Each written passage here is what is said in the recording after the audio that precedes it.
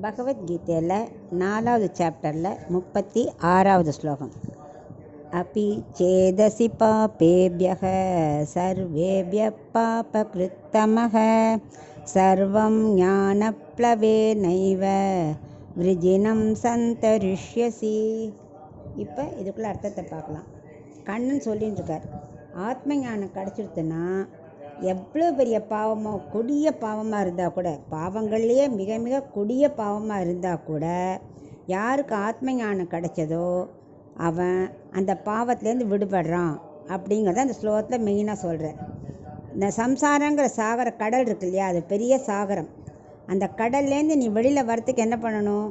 ஆத்ம ஞானம், அந்த அறிவு இருக்கணும்.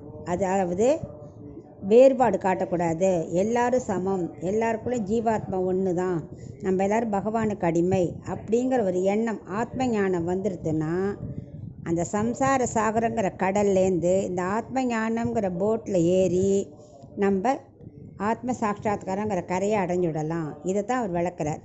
சொல்லிட்டு இப்போ அர்ஜுனா, நீயும் யுத்தங்கிற கடலில் மாட்டின்னு இருக்க, இது உனக்கு தர்ம யுத்தம், உனக்கு வர்ணாசிரம தர்மம். ஸோ யுத்தத்துலேருந்து நீ மீண்டும் வெளியில் வந்து வெற்றி பெறதை உனக்கு விதிச்சிருக்கு. அதான் ஆத்ம ஞானம் உனக்கு, அந்த ஆத்ம ஞானம் உனக்கு கிடைக்கணும். இவாளெல்லாம் கொல்றோமே நினைக்கக்கூடாது, ஆத்மா வேறு உடல் வேறுங்கிறது நல்லா மனசில் வாங்கிக்கணும் அப்படின்னு அவனுக்கு அறிவுரை சொல்லிகிட்டே இருக்கார்.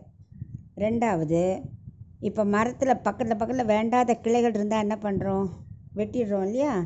அந்த மாதிரி கர்மாங்கிற பாவத்தை ஆத்ம ஞானங்கிற கோடாலியால் வெட்டிட்டு நமக்கு நல்ல கதி அடையறதுக்கு பகவான் திருவடியை அடையணும், அதுதான் நமக்கு விதிச்சிருக்கு அப்படின்னு அவனுக்கு அட்வைஸ் பண்ணுறார்.